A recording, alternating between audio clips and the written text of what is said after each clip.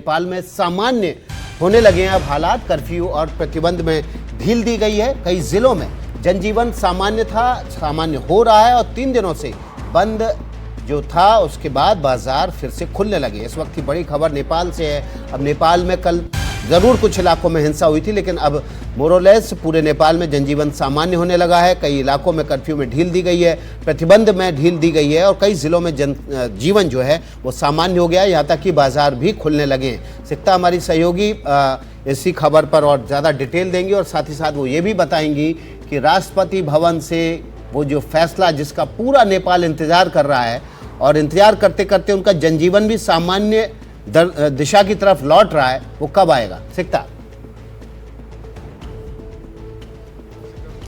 जी, ये तस्वीरें आप देख रहे हैं राष्ट्रपति भवन के ठीक बाहर की। विकास और तमाम इंतजाम किए जा रहे हैं। दोनों तरफ से अब रोड को ब्लॉक किया जा रहा है, यानी कि सुगबुगाहट है, कुछ होने वाला है, कोई आने वाला है, तो इंतजार करना होगा कि कौन आने वाला है राष्ट्रपति से मिलने के लिए। ठीक इसी गेट से जो भी आएगा उसकी एंट्री होगी। अब से कुछ देर पहले आर्मी चीफ यहाँ से निकले हैं एक छोटी सी मुलाकात करने के बाद, और अब उसके बाद हलचल है। दोनों तरफ से इस रोड में बैरिकेड्स लगाए जा रहे हैं और दोनों तरफ से जवानों को तैनात किया गया है और देखना होगा कि कौन आने वाला है। ये सस्पेंस नेपाल के साथ साथ सभी दर्शकों का भी होगा और कोशिश हम करेंगे सबसे पहले अपने दर्शकों को बताने के लिए कि ये क्या हो रहा है। और देखिए इस वक्त हलचल भी है, कुछ ऐसी एक्टिविटी यहाँ देखी जा रही है।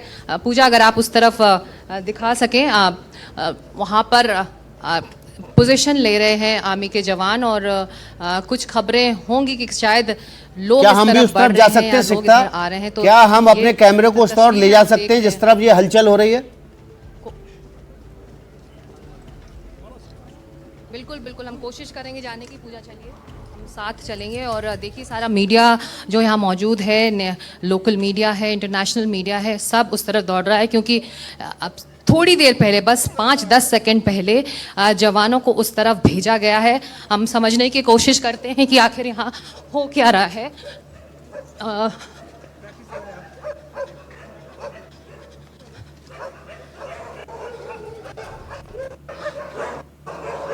यहाँ पर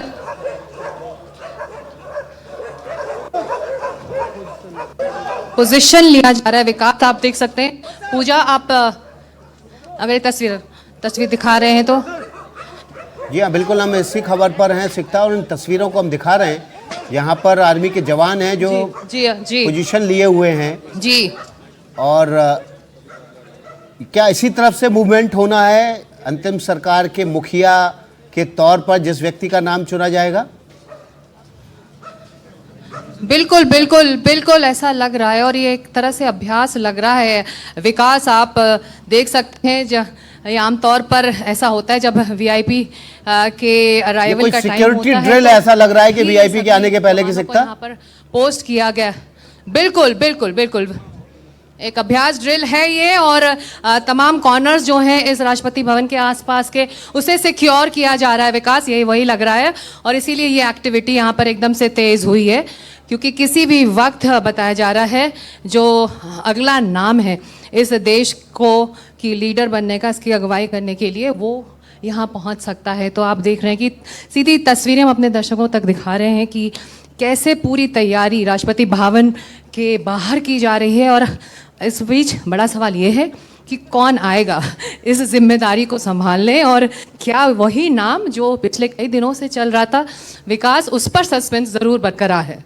बिल्कुल सिकता, जो तस्वीरें आप दिखा रहे हैं बेहद महत्वपूर्ण हैं और हम यहाँ तस्वीरों में देख पा रहे हैं कि चप्पे चप्पे पर आर्मी के जवान तैनात हैं, नेपाल पुलिस के लोग तैनात हैं, सिक्योरिटी फोर्सेस के लोग तैनात हैं और पूरे इलाके के चप्पे चप्पे पर परिंदा भी पर ना मार पाए पत्रकारों के अतिरिक्त किसी अन्य व्यक्ति की यहाँ पर छाया भी नज़र नहीं आ रही है।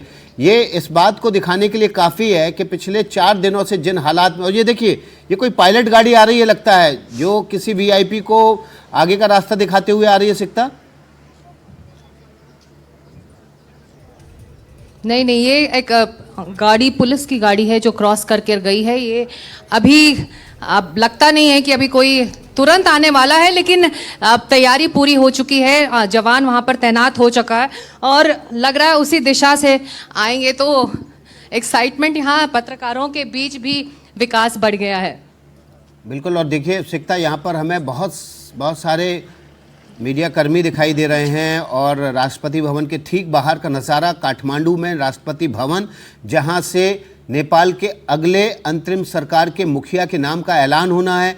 वो यहाँ पर राष्ट्रपति से मिलने आएंगे। आर्मी चीफ की मुलाकात खत्म हो चुकी है, वो थोड़ी देर पहले यहाँ से निकले हैं। इंतज़ार इस बात का हो रहा है कि जैन जी के साथ जो पिछले 2 दिनों की बातचीत है, आर्मी चीफ ने उसके आधार पर जो राष्ट्रपति को इनपुट दिए हैं उसमें सुशीला कार्की का नाम सबसे ऊपर है, कुलमान घिसिंग का नाम भी चल रहा है और इसके अलावा कई नाम हैं जो सुर्खियों में चल रहे हैं। लेकिन इस बीच जैन जी ने वोटिंग की है और लाइव वोटिंग में जिन 7,000 लोगों ने अब तक हिस्सा लिया उसमें से 3800 से ज़्यादा वोट सुशीला कार्की को मिले हैं। लेकिन सिकता बता रही थी कि एक संवैधानिक मजबूरी है। सुशीला कार्की चूंकि नेपाल की चीफ जस्टिस रह चुकी हैं, ऐसी सूरत में उनको किसी राजनीतिक पद पर नहीं बिठाया जा सकता। लेकिन एक क्लॉज साथ में नेपाल का संविधान राष्ट्रपति को ये अधिकार भी देता है कि डॉक्ट्रिन ऑफ नेसेसिटी के तहत अगर उसको ज़रूरी लगे तो आपातकाल की स्थिति में, देश पे हमला होने की स्थिति में वो किसी भी व्यक्ति को उस पद पर बैठा सकता है।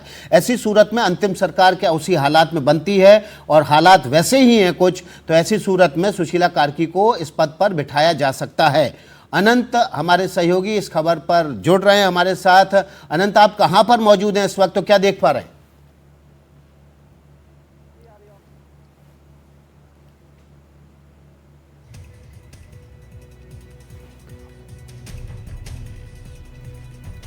अनंत, आपको आवाज मिल रही है मेरी?